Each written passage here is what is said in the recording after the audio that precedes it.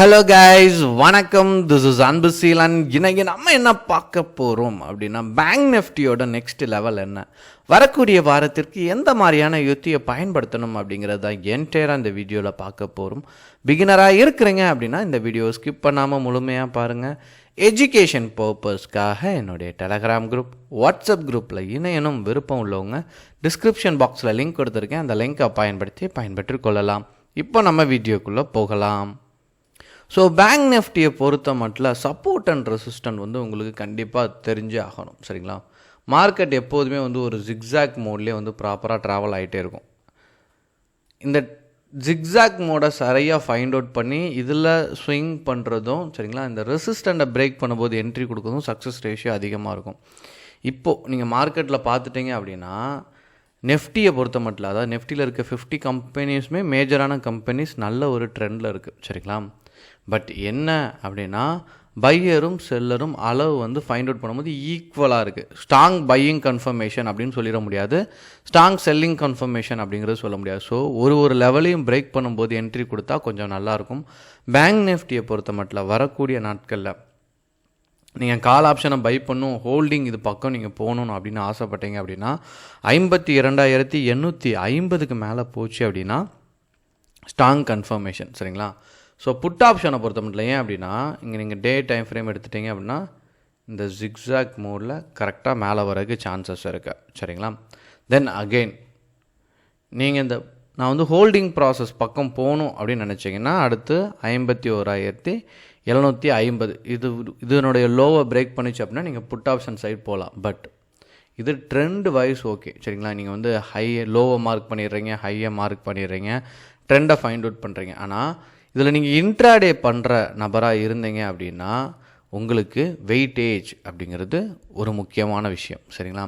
ஏன்னா வெயிட்டேஜ் இல்லாமல் இன்ட்ராடே பண்ண முடியாது. ஸோ இதை கவனத்தில் எடுத்துக்கோங்க. ஸோ ஃபர்ஸ்ட் ஹெச்டிஎஃப்சி இதை பொறுத்த மட்டும் இதனுடைய ட்ரெண்ட் எப்படி இருக்குன்னா, ரெசிஸ்டண்ட்டை தொட்டுட்டு திரும்ப அகெயின் சின்னதாக சப்போர்ட்டை நோக்கி ட்ராவல் ஆகிட்டுருக்கு. சரிங்களா? கொஞ்சம் செல்லிங் ப்ரெஷர் இருக்கும் கண்டிப்பாக ஹெச்டிஎஃப்சி பேங்க்கில். அப்புறம் நீங்கள் பார்த்துட்டிங்க அப்படின்னா ஐசிஐசிஐ. ஸோ ஐசிஐசிஐ ட்ரெண்டை பிரேக் அவுட் பண்ணி சஸ்டெயின் ஆகிட்டுருக்கு. பட் நீங்கள் ட்ரேடுக்கு நார்மலாக நீங்கள் ஐசிஐசிஐ பேங்க்கில் ட்ரேட் எடுக்கணும் அப்படின்னு நீங்கள் நினச்சிட்டிங்க அப்படின்னா 1260க்கு மேலே போச்சு அப்படின்னா ஸ்ட்ராங் கன்ஃபர்மேஷன். அப்புறம் நீங்கள் பார்த்துட்டிங்கன்னா எஸ்பிஐஎன் சப்போர்ட்லேருந்து ரெசிஸ்டன்ட், பட் பெரிய லெவலில் மூவ்மெண்ட் சொல்லிட முடியாது. சப்போர்ட் பண்ணும் மார்க்கெட்டை பேஸ் பண்ணி ட்ரேட் பண்ணும்போது எஸ்பிஐஎன் கண்டிப்பாக சப்போர்ட் பண்ணும். அப்புறம் பார்த்துட்டிங்கன்னா ஆக்சிஸ் ஒரு நல்ல மூவ் கொடுத்துருக்கு. சரிங்களா? ஸோ வரக்கூடிய நாட்களில் தனிப்பட்ட முறையில் கூட இந்த ஸ்டாக்கில் நீங்கள் ட்ரேட் பண்ணோம் அப்படின்னு நீங்கள் நினச்சிட்டிங்க அப்படின்னா 1340க்கு மேலே போகும்போது ஸ்ட்ராங் கன்ஃபர்மேஷன். அப்புறம் நீங்கள் பார்த்துட்டிங்கன்னா கோட்டக் பேங்க் ரெசிஸ்டண்ட்டை பிரேக் பண்ணியிருக்கு. சரிங்களா? பட் என்ன அப்படின்னா டவுன் ட்ரெண்டில் இருக்குது. ஸோ கொஞ்சம் ரிஸ்கியான ஸ்டாக். ஸோ இந்த ஸ்டாக்கை நீங்கள் பார்க்கும்போதே உங்களுக்கு தெரியும். சரிங்களா? மார்க்கெட் கண்டிப்பாக வரக்கூடிய வாரத்தில் அப் அண்ட் டவுன் மூவ்மெண்ட்டில் தான் இருக்க போகுதுங்கிறது.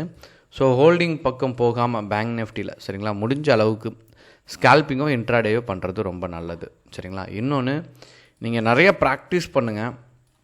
ஆனால் ஆப்ஷன் பையிங்கை காட்டிலும் ஆப்ஷன் செல்லிங் பண்ணுறது ரிஸ்க்கு ஃப்ரீ. ஏன் ரிஸ்க்கு ஃப்ரீ அப்படின்னு சொல்கிறேன் அப்படின்னா, நம்ம எப்போதுமே ஸ்டாக் மார்க்கெட்டில் லாஸ் வந்தால் நீங்களாம் ரீட்டைல் ட்ரேடர். சரிங்களா? நீங்கள் ஒரு லாஸ்லேருந்து எக்ஸிட் ஆகிறதுக்கு தான் யோசிப்பீங்க. இது கொஞ்சம் ட்ரேடில் பணம் இருக்கிறவங்க, இன்ஸ்டியூஷன், இவங்கெல்லாம் என்ன பண்ணுவாங்கன்னா ஹெட்ஜிங் இந்த மாதிரிலாம் யோசிப்பாங்க. இந்த மாதிரிலாம் நீங்கள் யோசித்தது கிடையாது. ஏன்னா எப்போவுமே சைக்கிள் ஓட்டும்போது கீழே விழுறது ஈஸி. சரிங்களா? அப்புறம் தொடர்ந்து நீங்கள் கீழே விழுந்து பயணிக்கும் போது தான் அடுத்து நீங்கள் கீழே விழ போகிறதில்ல. அதுக்காக சொல்கிறேன்.